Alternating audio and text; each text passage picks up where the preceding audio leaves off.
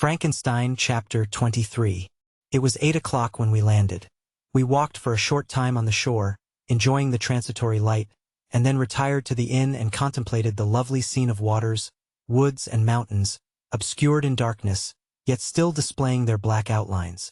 The wind, which had fallen in the south, now rose with great violence in the west. The moon had reached her summit in the heavens and was beginning to descend. The clouds swept across it swifter than the flight of the vulture and dimmed her rays, while the lake reflected the scene of the busy heavens, rendered still busier by the restless waves that were beginning to rise. Suddenly a heavy storm of rain descended. I had been calm during the day, but so soon as night obscured the shapes of objects, 1,000 fears arose in my mind. I was anxious and watchful, while my right hand grasped a pistol which was hidden in my bosom. Every sound terrified me, but I resolved that I would sell my life dearly and not shrink from the conflict until my own life or that of my adversary was extinguished. Elizabeth observed my agitation for some time in timid and fearful silence, but there was something in my glance which communicated terror to her, and trembling, she asked, "What is it that agitates you, my dear Victor? What is it you fear?" "Oh, peace, peace, my love," replied I. "This night and all will be safe. But this night is dreadful, very dreadful." I passed an hour in this state of mind, when suddenly I reflected how fearful the combat which I momentarily expected would be to my wife, and I earnestly entreated her to retire, resolving not to join her until I had obtained some knowledge as to the situation of my enemy. She left me, and I continued some time walking up and down the passages of the house and inspecting every corner that might afford a retreat to my adversary. But I discovered no trace of him and was beginning to conjecture that some fortunate chance had intervened to prevent the execution of his menaces when suddenly I heard a shrill and dreadful scream. It came from the room into which Elizabeth had retired. As I heard it, the whole truth rushed into my mind. My arms dropped. The motion of every muscle and fiber was suspended. I could feel the blood trickling in my veins and tingling in the extremities of my limbs. This state lasted but for an instant. The scream was repeated, and I rushed into the room. Great God! Why did I not then expire? Why am I here to relate the destruction of the best hope and the purest creature on earth?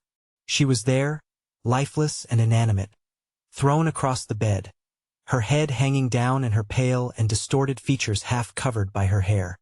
Everywhere I turn I see the same figure, her bloodless arms and relaxed form flung by the murderer on its bridal bier. Could I behold this and live? Alas! Life is obstinate and clings closest where it is most hated. For a moment only did I lose recollection. I fell senseless on the ground. When I recovered I found myself surrounded by the people of the inn. Their countenances expressed a breathless terror, but the horror of others appeared only as a mockery, a shadow of the feelings that oppressed me. I escaped from them to the room where lay the body of Elizabeth, my love, my wife, so lately living, so dear, so worthy. She had been moved from the posture in which I had first beheld her, and now, as she lay, her head upon her arm and a handkerchief thrown across her face and neck, I might have supposed her asleep. I rushed towards her and embraced her with ardor, but the deadly languor and coldness of the limbs told me that what I now held in my arms had ceased to be the Elizabeth whom I had loved and cherished. The murderous mark of the fiend's grasp was on her neck, and the breath had ceased to issue from her lips. While I still hung over her in the agony of despair, I happened to look up. The windows of the room had before been darkened, and I felt a kind of panic on seeing the pale yellow light of the moon illuminate the chamber. The shutters had been thrown back, and with a sensation of horror not to be described, I saw at the open window a figure the most hideous and abhorred. A grin was on the face of the monster. He seemed to jeer, as with his fiendish finger he pointed towards the corpse of my wife. I rushed towards the window, and drawing a pistol from my bosom, fired. But he eluded me, leaped from his station, and running with the swiftness of lightning, plunged into the lake. The report of the pistol brought a crowd into the room. I pointed to the spot where he had disappeared, and we followed the track with boats. Nets were cast, but in vain. After passing several hours, we returned hopeless, most of my companions believing it to have been a form conjured up by my fancy. After having landed, they proceeded to search the country, parties going in different directions among the woods and vines. I attempted to accompany them and proceeded a short distance from the house, but my head whirled round, my steps were like those of a drunken man. I fell at last in a state of utter exhaustion. A film covered my eyes, and my skin was parched with the heat of fever. In this state I was carried back and placed on a bed, hardly conscious of what had happened. My eyes wandered round the room as if to seek something that I had lost. After an interval I arose, and as if by instinct, crawled into the room where the corpse of my beloved lay. There were women weeping around. I hung over it and joined my sad tears to theirs. All this time no distinct idea presented itself to my mind, but my thoughts rambled to various subjects, reflecting confusedly on my misfortunes and their cause. I was bewildered, in a cloud of wonder and horror. The death of William, the execution of Justine, the murder of Clerval, and lastly of my wife. Even at that moment I knew not that my only remaining friends were safe from the malignity of the fiend. My father even now might be writhing under his grasp, and Ernest might be dead at his feet. This idea made me shudder and recalled me to action. I started up and resolved to return to Geneva with all possible speed. There were no horses to be procured, and I must return by the lake. But the wind was unfavorable, and the rain fell in torrents. However, it was hardly morning, and I might reasonably hope to arrive by night. I hired men to row and took in or myself, for I had always experienced relief from mental torment in bodily exercise. But the overflowing misery I now felt, and the excessive agitation that I endured rendered me incapable of any exertion. I threw down the oar, and leaning my head upon my hands, gave way to every gloomy idea that arose. If I looked up, I saw scenes which were familiar to me in my happier time, and which I had contemplated but the day before in the company of her, who was now but a shadow and a recollection. Tears streamed from my eyes. The rain had ceased for a moment, and I saw the fish play in the waters as they had done a few hours before. They had then been observed by Elizabeth. Nothing is so painful to the human mind as a great and sudden change. The sun might shine or the clouds might lower, but nothing could appear to me as it had done the day before. A fiend had snatched from me every hope of future happiness. No creature had ever been so miserable as I was. So frightful an event is single in the history of man. But why should I dwell upon the incidents that followed this last overwhelming event? Mine has been a tale of horrors. I have reached their undersur, and what I must now relate can but be tedious to you. Know that, one by one, my friends were snatched away. I was left desolate. My own strength is exhausted, and I must tell, in a few words, what remains of my hideous narration. I arrived at Geneva. My father and Ernest yet lived, but the former sunk under the tidings that I bore. I see him now, excellent and venerable old man. His eyes wandered in vacancy, for they had lost their charm and their delight.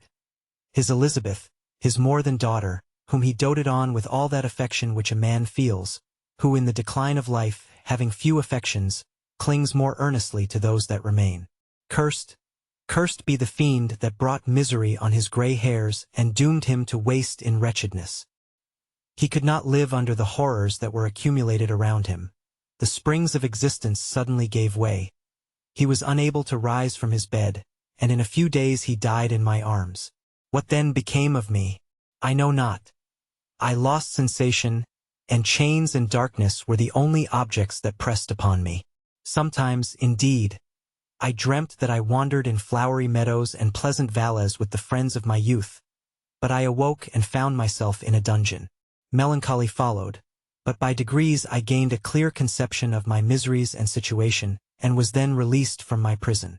For they had called me mad, and during many months, as I understood, a solitary cell had been my habitation. Liberty, however, had been a useless gift to me, had I not, as I awakened to reason, at the same time awakened to revenge. As the memory of past misfortunes pressed upon me, I began to reflect on their cause, the monster whom I had created, the miserable demon whom I had sent abroad into the world for my destruction. I was possessed by a maddening rage when I thought of him, and desired and ardently prayed that I might have him within my grasp to wreak a great and signal revenge on his cursed head. Nor did my hate long confine itself to useless wishes.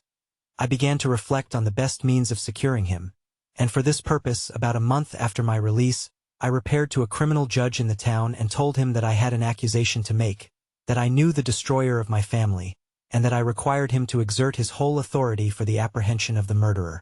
The magistrate listened to me with attention and kindness. "Be assured, sir," said he, "no pains or exertions on my part shall be spared to discover the villain." "I thank you," replied I. "Listen, therefore, to the deposition that I have to make. It is indeed a tale so strange that I should fear you would not credit it were there not something in truth which, however wonderful, forces conviction. The story is too connected to be mistaken for a dream, and I have no motive for falsehood." My manner as I thus addressed him was impressive but calm. I had formed in my own heart a resolution to pursue my destroyer to death, and this purpose quieted my agony and for an interval reconciled me to life. I now related my history briefly but with firmness and precision, marking the dates with accuracy and never deviating into invective or exclamation. The magistrate appeared at first perfectly incredulous, but as I continued he became more attentive and interested. I saw him sometimes shudder with horror, at others a lively surprise, unmingled with disbelief, was painted on his countenance. When I had concluded my narration, I said, "This is the being whom I accuse and for whose seizure and punishment I call upon you to exert your whole power. It is your duty as a magistrate, and I believe and hope that your feelings as a man will not revolt from the execution of those functions on this occasion." This address caused a considerable change in the physiognomy of my own auditor. He had heard my story with that half kind of belief that is given to a tale of spirits and supernatural events, but when he was called upon to act officially in consequence, the whole tide of his incredulity returned. He, however, answered mildly, "I would willingly afford you every aid in your pursuit, but the creature of whom you speak appears to have powers which would put all my exertions to defiance. Who can follow an animal which can traverse the sea of ice and inhabit caves and dens where no man would venture to intrude? Besides, some months have elapsed since the commission of his crimes, and no one can conjecture to what place he has wandered or what region he may now inhabit. I do not doubt that he hovers near the spot which I inhabit, and if he has indeed taken refuge in the Alps, he may be hunted like the chamois and destroyed as a beast of prey. But I perceive your thoughts. You do not credit my narrative and do not intend to pursue my enemy with the punishment which is his desert." As I spoke, rage sparkled in my eyes. The magistrate was intimidated. "You are mistaken," said he.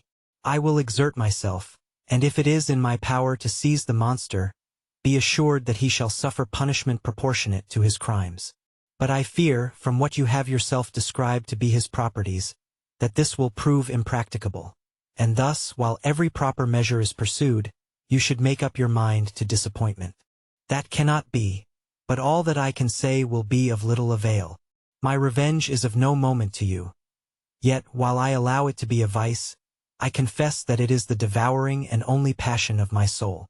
My rage is unspeakable when I reflect that the murderer, whom I have turned loose upon society, still exists.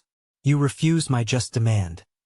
I have but one resource, and I devote myself, either in my life or death, to his destruction." I trembled with excessive agitation as I said this. There was a frenzy in my manner, and something, I doubt not, of that haughty fierceness which the martyrs of old are said to have possessed.